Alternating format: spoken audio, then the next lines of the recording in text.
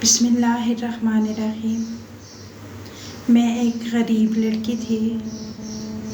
Home tuitions पढ़ाकर गुजारा किया करती थी। मैं बहुत ही अमीर लोगों के घर ट्यूशन पढ़ाने जाया करती। उनका बेटा बहुत ही बिगड़ा हुआ लगता था। एक दिन ट्यूशन पढ़ते हुए उसने कमरे का दरवाज़ा बंद किया और फिर मैं जिस घर में होम ट्यूशन पढ़ाने जाती थी, मेरा स्टूडेंट मुझे कहता, मिस मैं आपसे शादी करूँगा। मैं भी मजाक से कह देती, बड़े हो जाओ तो तुमसे ही शादी करूँगी। एक दिन जब मैं पढ़ाने गई तो घर में कोई नहीं था। उसकी नज़रें मुसलसल मुझ पर थीं। बजाय वो ध्यान से पढ़ने के इन्हमाक से मुझे देख रहा था। मैं उसे लिखवाने में मसरूफ़ थी।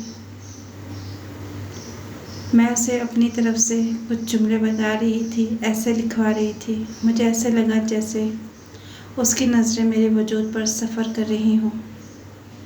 मैंने एकदम जब सामने देखा तो शहरियार मुझे ही देख रहा था।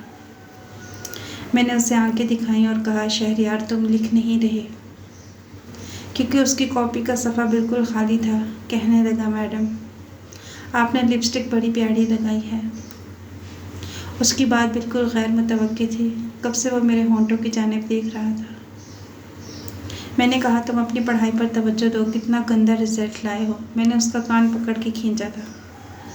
कहने लगा, अच्छा कान तो छोड़ें, लिख लेता हूँ। मैंने कहा, इतने बड़े हो गए और तुम्हें खुद से ऐसे भी लिखना नहीं आता। वो सामने वाली कुर्सी पर बैठा था। कहने लगा, इतनी दूर से मुझे समझ नहीं आती। अगर आप कहें तो मैं बराबर वाली कुर्सी पर बैठ जाऊँ, आप मुझे लिखवाती जाइएगा। मैंने कहा, ठीक है, बैठ जाओ। मैं फ़ौरन से उठ के मेरी बराबर वाली कुर्सी पर बैठ गया।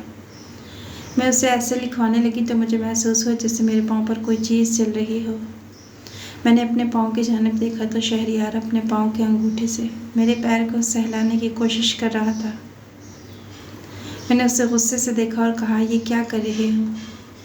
तो कहने लगा, कुछ नहीं। मैंने कहा, अपना पैर कंट्रोल में रखो। मेरी बात सुनकर हंसने लगा। कहने लगा, सॉरी, मुझे पता ही नहीं चला। पिछले 2 माह से मैं शहरियार को पढ़ाने आती थी। उसकी वालिदा उसके रिज़ल्ट की वजह से बेहद परेशान थी। मैं उसके स्कूल की टीचर थी, इसलिए उन्होंने मुझे कहा कि मैं उसे होम ट्यूशन पढ़ाने भी आ जाया करूं। वो मुझे अच्छी ऑफ़र कर रही थी। मैंने फ़ौरन से हामी भर ली क्योंकि मुझे पैसों की सख्त ज़रूरत थी। मेरी वालिदा हयात नहीं थी जबकि वालिद बीमार रहते थे। घर में ऐसा कोई नहीं था जो हमारी कफ़ालत की ज़िम्मेदारी उठा सकता। इसलिए मैंने हिम्मत पकड़ी और एक अच्छे इंग्लिश मीडियम स्कूल में टीचर की जॉब कर ली। वहाँ मेरी सैलरी सिर्फ 25,000 थी। इसी घर के अखराजात के साथ साथ मुझे अपने वालिद की अद्वियात और डॉक्टर का ख़र्च भी उठाना पड़ता था। खाली स्कूल की नौकरी से मेरा गुजारा नहीं चलता था।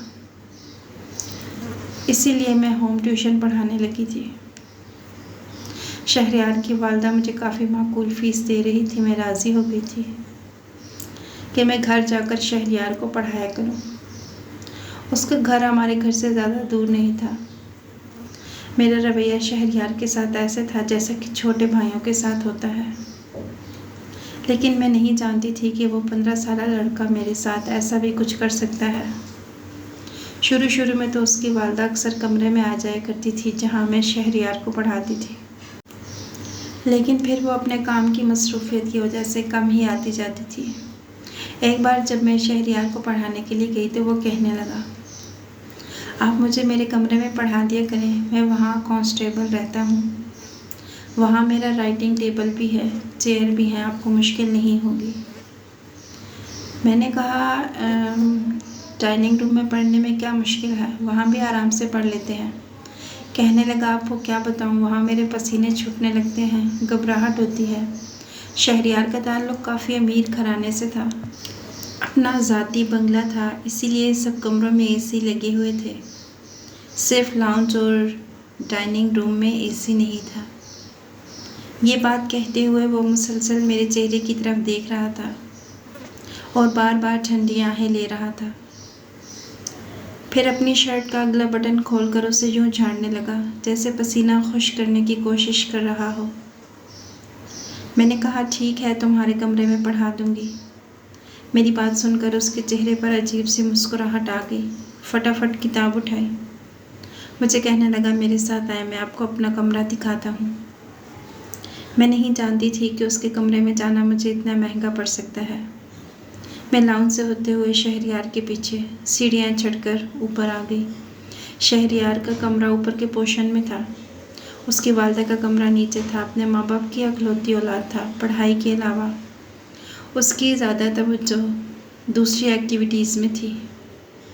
जब मैं ऊपर आई तो पूरा पोर्शन खाली था। यहाँ 4-5 कमरे थे। मैंने कहा, तुम अकेले ही यहाँ रहते हो? कहने लगा, जी, इसमें सिर्फ मेरा कमरा है, गेस्ट रूम भी है। कोई मेहमान आ जाए तो यहाँ रह सकता है। ये बात उसने मेरे चेहरे के बिल्कुल करीब आकर कही थी। फिर मुस्कुराने लगा। उसने एक हाथ में किताब पकड़ रखी थी, दूसरे हाथ से मेरा हाथ पकड़ लिया। मैंने उसे नहीं टोका क्योंकि वो मुझसे बहुत छोटा था। तकरीबन 10 साल का फ़र्क तो ज़रूर होगा। वो मुझे जिस कमरे में लेके गया, दाखिल होते ही मेरे होश उड़ कर रह गए। इंग्लिश मूवी की हीरोइंस की बेबाक तस्वीर उसके कमरे में लगी हुई थी। बड़े बड़े पोस्टर्स लगे हुए थे जिन्हें देखकर मेरी नज़रें शर्म से झुक गईं। मैंने तीखी नज़र से उसे देखा तो वो मुस्कुरा रहा था। कहने लगा, ये सब मेरी फेवरेट हीरोइंस हैं। वो यूँ बता रहा था जैसे ये सब निहायत ही मुहज़्ज़ब शख्सियत हों। मैं उसके राइटिंग टेबल के करीब जाकर कुर्सी खींच के बैठ गई। वो भी मेरे बराबर कुर्सी पर बैठ गया। कमरे का दरवाज़ा बंद हो चुका था। रिमोट से उसने एसी ऑन किया। मैंने कहा, अगर तुमने क़ायद आज़म और अल्लामा इकबाल जैसी शख्सियत की तस्वीरें लगाई होती तो मुझे बहुत खुशी होती। मैंने उसे एहसास दिलाना चाहा था कि ऐसी बेहुदा तस्वीर उसे अपने कमरे में नहीं लगानी चाहिए। कहने लगा, ये सब मेरी अपनी चॉइस है। अपने कंधे उचकाकर उसने गहरी सांस ली।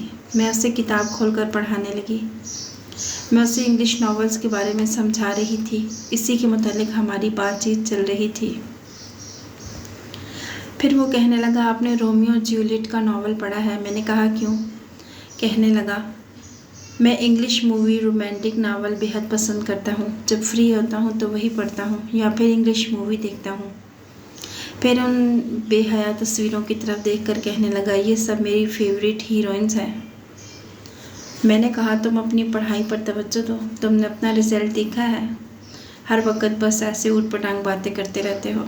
वो मुझे कहने लगा, मैडम, दुनिया जहाँ में और भी बहुत सी बातें होती हैं करने के लिए। आप तो खामखा में हर वक्त बस पढ़ाई पढ़ाई करती रहती हैं। उसकी बात सुनकर मैंने उसे हैरत से देखा। कहने लगा, मैडम, वैसे आप खूबसूरत बहुत हैं। मैंने कहा, तुम भी अच्छे स्टूडेंट हो, चलो अब अच्छा पढ़ो। पढ़ाई में अच्छे बन जाओ तो और अच्छे लगोगे। मेरी बात सुनकर वो कहने लगा, मिस, मैं आपको कितना प्यारा लगता हूँ, सच सच बताइएगा। मैंने कहा, शहरयार, तुम बहुत प्यारे हो। ये कहते हुए मैंने उसके सर पर हल्का सा थप्पड़ मार दिया और उसके बाल बखेर दिए। उसके रुखसार पर हल्की सी प्यार से थपकी भी लगा दी, जैसे हम छोटे बच्चों और छोटे बहन भाइयों को लगा देते हैं। मेरी बात सुनकर वो खुश हो गया। कहने लगा, मुझे बहुत खुशी हुई कि मैं आपको अच्छा लगता हूँ। मैंने कहा, हाँ, तो तुम मुझे बहुत अच्छे लगते हो, इसीलिए तो मैं चाहती हूँ कि तुम अच्छा पढ़ो। कहने लगा, अगर मैं मैट्रिक में अच्छा रिज़ल्ट लेकर आया तो क्या आप मेरी एक बात मानेंगी? मैंने कहा, हाँ, अगर तुम A1 ग्रेड ले आए तो जो कहोगे मैं तुम्हें वही दूंगी। मेरी बात सुनकर कहने लगा, सोच ले मिस, जो मैं मांगूंगा वो मुझे सच में देंगी? मैंने कहा, हाँ, जो चाहो मांग लो, लेकिन पहले मुझे A1 ग्रेड लाकर दिखाओ। कहने लगा, ठीक है। अभी पेपर्स होने में काफ़ी वक्त था। मैं चाहती थी कि वो अच्छी सी तैयारी करे। चलो, अगर A1 ग्रेड ले लिया तो इसे कोई छोटा मोटा गिफ्ट दे दूँगी। मेरी बात सुनकर उसने अपना हाथ आगे बढ़ाया। कहने लगा, आप मुझसे वादा करें, आप अपनी बात से पीछे नहीं हटेंगी। मैंने उससे वादा कर लिया। उसने वाकई बहुत मेहनत की थी। उसके पेपर बहुत अच्छे हुए थे। जिस दिन उसका रिज़ल्ट आया उस दिन मैं भी बहुत खुश थी और उसकी वालदा भी बेतहाशा खुश थी। उन्होंने मेरी फ़ीस के साथ साथ 5,000 रुपये मुझे इनाम के तौर पर दिए। वो मुझे कहने लगी, तुमने वो कर दिखाया जो मैं सोच भी नहीं सकती थी। मैंने अपने बेटे के लिए बहुत हाई एजुकेटेड टीचर्स भी रखी थी। मगर उन्होंने मुझे कभी इतना अच्छा रिज़ल्ट लाकर नहीं दिखाया। मैंने कहा चलें, अच्छी बात है, इसने मेहनत की है। मैं इसकी रिज़ल्ट से पहले ही वाकिफ़ थी क्योंकि इसके सभी पेपर्स मैंने खुद ही चेक किए थे। मैं शहरयार के घर जाते हुए एक बहुत सी प्यारी सी घड़ी लेकर गई थी कि उसे गिफ्ट दूंगी तो वो खुश हो जाएगा। जब मैं उसके घर गई तब वो अपने कमरे में था। उसका कमरा एसी से काफ़ी ठंडा था। जब मैं कमरे में आई तो वो मेरे साथ ही था। उसने कमरे का दरवाज़ा लॉक किया। मुझे उसकी ये बात देखकर बड़ी हैरत हुई। मैंने कहा कमरे को लॉक क्यों किया है? कहने लगा आपने वादा किया था। आपको अपना वादा याद है? मैंने कहा हाँ याद है। मैंने अपने पर्स से वो गिफ्ट पैक निकाल कर उसके सामने रख दिया। मैंने कहा ये लो तुम्हारा तोहफ़ा। कहने लगा वादा ये तो नहीं हुआ था कि आप मुझे तोहफ़ा देंगी, वादा कुछ और हुआ था। मैंने कहा चलो बताओ क्या चाहिए, लेकिन वही चीज़ मांगना जो मैं तुम्हें दे सकूं। कहने लगा मिस क्या आप मुझसे शादी करेंगी? उसकी बात सुन के मैं जितना हैरान होती उतना कम था। मैंने कहा अपनी उम्र देखी है तुमने? इतने से हो और शादी करोगे? ये कहकर मैं हंसने लगी। मैंने कहा शहरयार तुम पहले बड़े तो हो जाओ। मेरी बात पर वो कहने लगा आपको मैं छोटा लगता हूँ? मैंने कहा हाँ। उसने मेरा हाथ पकड़ा और मुझे ड्रेसिंग टेबल के आईने के सामने ले आया। कहने लगा आप बताएं बड़ा कौन है? वो लड़का था, अच्छे खासे खाते पीते ख़ानदान से था, कद काठ का भी लंबा था। मेरे साथ जब खड़ा हुआ तो मुझसे 2 इंच लंबा लग रहा था। उसकी इस हरकत पर मैं हंसने लगी। मैंने कहा मैं कद की बात नहीं कर रही, उम्र की बात कर रही हूँ। अभी तो तुम छोटे हो। कहने लगा मिस ये बताएं आप मुझसे शादी करेंगी या नहीं?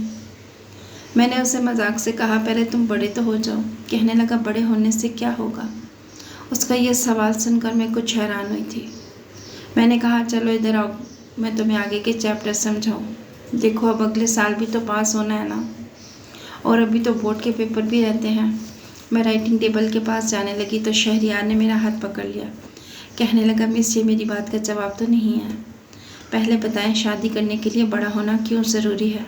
उसके इस बेतुके के सवाल का भला मैं क्या जवाब दे सकती थी। मैंने कहा तुम पढ़ोगे, अच्छी जॉब करोगे, जिम्मेदार हो जाओगे, तभी तो शादी के काबिल होगे ना। मेरी बात सुनकर कहने लगा मिस तब तो आप बूढ़ी हो जाएंगी, फिर क्या फ़ायदा? मैं हंसने लगी। मैंने कहा आप मजाक बहुत हो गया, चलो आप पढ़ो। कहने लगा मैं आपको ज़रूर बताऊंगा कि मैं शादी के कितने काबिल हूँ। मैंने उसकी ये बात नज़रअंदाज कर दी, लेकिन अब यह हुआ था कि वो दिल लगाकर पढ़ने लगा था। उन्हीं दिनों मेरे चचाजाद मेरे वालिद से मिलने के लिए आए क्योंकि वो बहुत बीमार थे। अपने वालिद की बीमारी की वजह से मैं बेहद परेशान थी क्योंकि मेरी फ़ीस के ज़्यादातर पैसे उनके इलाज में लग रहे थे। मेरा चचाजाद कज़न भी माली तौर पर कुछ ज़्यादा अच्छा नहीं था। वो भी जॉब करता था, दूसरे शहर में था। वालिद की बीमारी का सुनकर वो इनसे मिलने के लिए आ गया था। काफ़ी अच्छे मिजाज का था। मेरे वालिद से उसकी मोहब्बत भी बहुत थी, लेकिन मैं नहीं जानती थी कि मेरे वालिद उसके साथ मेरा रिश्ता तय कर देंगे। मेरे वालिद उसे कहने लगे मुझे फरवा की बहुत फ़िक्र रहती है, मेरी ज़िंदगी का कोई भरोसा नहीं। मैं चाहता हूँ कि तुम इसके साथ शादी कर लो। मेरा बाप अपनी बीमारी की वजह से इस कदर मजबूर हो गया था कि खुद ही मेरे रिश्ते के लिए मेरे कज़न के सामने आंसू बहाते हुए कह रहा था। उसने मेरे वालिद के दोनों हाथ पकड़ लिए और कहने लगा ताया जान आप मुझे क्यों शर्मिंदा करते हैं? फरवा के लिए आप परेशान मत हो। मेरा आपसे वादा है मैं उसे कभी बेसहारा नहीं छोड़ूंगा, लेकिन आपको अपनी सेहत का ख्याल रखना चाहिए। मेरे वालिद मुतमईन हो गए। इतने में मैं चाय लेकर उनके कमरे के दरवाजे में खड़ी थी। ये बात सुनकर मेरी हिम्मत नहीं हुई कि मैं अंदर आ सकूं। हामिद मुझे देख चुका था। कहने लगा फरवा तुम रुक क्यों गई, अंदर आओ। मैं अंदर आ गई तो मेरे वालिद बड़े खुश थे। कहने लगे अब मैं मुतमईन हो चुका हूँ। बार बार हामिद का शुक्रिया अदा कर रहे थे। मैंने चाय रखी और कमरे से बाहर आ गई। मुझे अपना आप बहुत बेबस सा लग रहा था। मेरी आंखों से आंसू टपकने लगे क्योंकि हर लड़की की ख्वाहिश होती है कि उसके लिए रिश्ते की बात लड़के वालों की तरफ से हो। इसी में औरत की इज्जत होती है। जबकि मेरे वालिद ने तो हामिद के सामने हाथ जोड़कर मिन्नत की थी। उसने मेरे वालिद की बीमारी की वजह से मजबूरन उन्हें तसल्ली दी। मैं किचन में खड़े होकर आंसू बहा रही थी जब हामिद थोड़ी देर के बाद खाली कप लेकर किचन में आया। वो मुझे रोते हुए देख चुका था। मैंने जल्दी से अपने आंसू साफ किए। वो कहने लगा तुम्हें क्या हुआ? मैंने कहा कुछ नहीं। कहने लगा देखो तुम्हारे अब्बू ठीक हो जाएंगे, तुम क्यों फिक्र करती हो? मैंने कहा हामिद, अब्बा बहुत बीमार हैं, इसलिए शायद उन्होंने तुमसे ये सब बातें कह दी। तुम बेफिक्र हो, मैं ऐसा नहीं करूँगी, तुम जहाँ चाहो शादी कर सकते हो। मेरी बात सुनकर वो कुछ देर मुझे देखता रहा और फिर कहने लगा, नहीं ये बात नहीं है। शायद तुम ये समझी हो कि तुम्हारे अब्बा ने मुझसे ये बात की है, लेकिन असल में मैं उनसे पहले ही तुम्हें बहुत पसंद करता हूँ। मैं यहाँ इसी इरादे से आया था कि तुम्हें उनसे मांग लूँगा, इसलिए तुम ये मत समझो कि मैंने ताया अब्बा की बीमारी की वजह से हामी भरी है। इसमें मेरी दिली ख्वाहिश भी शामिल है। हामिद के जवाब पर मैं कुछ पुरसकून सी हो गई थी। वो 2 दिन वहीं रहा, मेरे अब्बा से बातें करता रहा, उन्हें हंसाता रहा। अब्बा की तबीयत भी कुछ नॉर्मल हुई तो वो चला गया। मैं स्कूल पढ़ाने के लिए जाने लगी तो अब्बा कहने लगे, मिठाई का डब्बा ज़रूर ले जाना और अपनी सारी दोस्तों को बताना कि तुम्हारा रिश्ता तय हो गया है। मैंने कहा जी अब्बा, ले जाऊंगी। स्कूल जाते हुए मैं मिठाई साथ ले गई थी। मैंने वो मिठाई टीचर्स को भी खिलाई और अपनी क्लास के बच्चों को भी खिलाई। सब बच्चे बहुत खुश थे, सिवाय शहरियार के। वो मुझे घूर घूर के देखे जा रहा था। मिठाई का डब्बा जब मैं उसके पास लेकर गई, मैंने कहा मुंह मीठा करो तो उसने मेरा हाथ पीछे झटक दिया। मैं उसके इस रवैये पे हैरान थी। एन उसी वक्त छुट्टी की बेल भी हो गई। उसने गुस्से से अपना बैग उठाया और क्लासरूम से चला गया। मैंने कहा इससे क्या हुआ है? मैंने सोचा कि मैं ट्यूशन जाकर इसका दिमाग दुरुस्त करूँगी। सब बच्चों के सामने इसने बदतमीज़ी की थी। सभी बहुत खुश थे, मुबारकबाद भी दे रहे थे।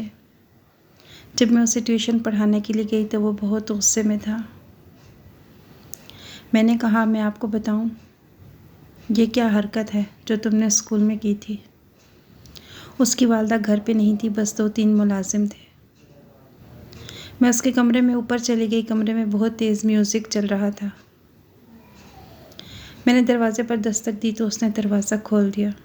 अभी भी बेहुदा इंग्लिश गाने लगे हुए थे। जब मैं कमरे में गई तो शहरियार अभी भी बहुत गुस्से में था। न जाने किस वजह से उसकी आंखें सुर्ख हो रही थीं। ऐसे लग रहा था जैसे रोया है। मैं जैसे ही कमरे में गई तो उसने मेरे बाजू से खींचकर मुझे अपने करीब किया। कहने लगा, शादी का बढ़ावा मुझसे किया और रिश्ता किसी और से तय कर लिया। क्यों किया आपने? पहली बार उसने मुझे मिस कहने की बजाय फरवा कहा था।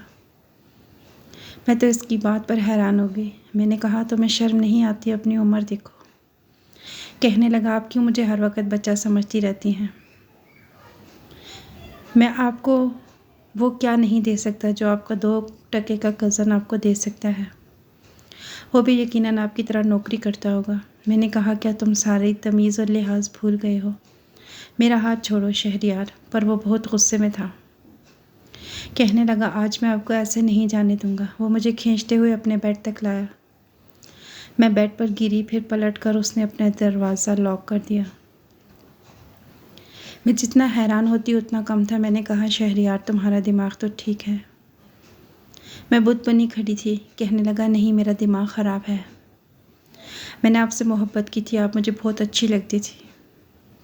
आपसे ट्यूशन पढ़ने के लिए भी मैंने अपनी माँ से ज़िद की ताकि मुझे आपसे अकेले में बैठने और बात करने का मौका मिले। आपने खुद ही कहा था कि मैं आपको अच्छा लगता हूँ, तो अब क्या हुआ? मैंने कहा, हर टीचर अपने स्टूडेंट से यही कहती है, तो क्या हर स्टूडेंट उसकी बात पे गलत मतलब लेता है? कहने लगा, आज मैं आपको बताना चाहता हूँ कि मैं आपकी हर ख्वाहिश पूरी कर सकता हूँ, मैं बच्चा नहीं हूँ। ये कहकर उसने कमरे की लाइट बुझाई। इसके बाद जो कुछ हुआ बयान से बाहर था। मैं कमरे से जब बाहर निकली, खुद को अपनी चादर में लपेटा और रोते हुए बंगले से निकल गई। पूरे रास्ते में रोते हुए अपने घर पहुँची थी, लेकिन मैं नहीं जानती थी कि घर आते ही मुझे इतना बड़ा सदमा मिल जाएगा। जब मैं घर आई तो मैंने अपने अब्बू जान को हिलाया जुलाया, लेकिन वो मुझे छोड़कर जा चुके थे। मैं चीखने चिल्लाने लगी तो मोहल्ले वाले मेरे घर में इकट्ठे हो गए। ये खबर जब हामिद को मिली तो वो मेरे वालिद की तदफीन के लिए आया और रिश्तेदार भी आए। हामिद ने मुझसे सादगी से निकाह कर लिया और मुझे अपने साथ लेकर दूसरे शहर चला गया। मैं अब भी शहरियार के बारे में सोचती हूँ तो मुझे अफसोस होता है। जब उसने कमरा बंद करके लाइट ऑफ की तो मैंने उसके सामने हाथ जोड़ दिया और मैं रोने लगी। मैंने कहा, मैं तुम्हें हमेशा अपना छोटा भाई समझा है, छोटे भाई की तरह तुम्हारे साथ पेश आती रही। मैंने तुम्हारी बातों को बच्चा समझ के नज़रअंदाज किया। देखो, तुम्हारा मेरा रिश्ता बहुत पाकीज़ा है, एक उस्ताद और शागिर्द का। मैं नहीं चाहती कि तुम इस रिश्ते को बहुत गंदी गाली दो, नहीं तो इस रिश्ते से एतबार उठ जाएगा। खुदा के लिए ऐसा कुछ मत करना कि मैं ख़ुद से भी नज़रें मिला ना सकूं। मेरा बाप बहुत बीमार है, मैं बहुत मजबूरी के तहत पढ़ाने आती हूँ। अगर तुमने मेरे साथ कुछ भी गलत किया तो मैं ख़ुद को ख़त्म कर लूँगी। मैं इस ज़िल्लत के साथ नहीं जी सकती कि मेरे शागिर्द ने मेरी इज़्ज़त को पामाल कर दिया। खुदा के लिए। मेरी बात सुनकर वो चुप सा हो गया। कुछ देर मुझे देखता रहा, फिर कहने लगा, जाएं यहाँ से, 1 मिनट से पहले मेरे कमरे से बाहर निकल जाएं, फिर वापस मत लौट कर आइएगा। ये सुनकर मैं फ़ौरन उसके कमरे से बाहर निकली थी, ख़ुद पर चादर लपेटी और अपने घर रोते हुए आ गई। अल्लाह ने मेरी इज़्ज़त रख ली थी। वो लड़का फहश किस्म की फ़िल्में देखता था, इसलिए उसके अंदर ऐसी ख्वाहिशात जन्म लेने लगी थी। उसके वालिदैन भी अमीर थे। वो अपनी एक्टिविटीज़ में इस कदर मसरूफ़ थे कि बच्चों की परवाह ही नहीं कि उनका बेटा किस किस्म की फ़िल्में देखता है और क्या शौक़ रखता है। माँ बाप को अपने बच्चों पर तवज्जो देनी चाहिए ताकि वो माशरे में एक अच्छा इंसान बने, माशरे को बिगाड़ ना बनने पाए। अगर आप मेरी इस बात से मुत्तफ़िक हैं तो कमेंट बॉक्स में ज़रूर बताइएगा। अगली वीडियो तक के लिए अल्लाह हाफ़िज़।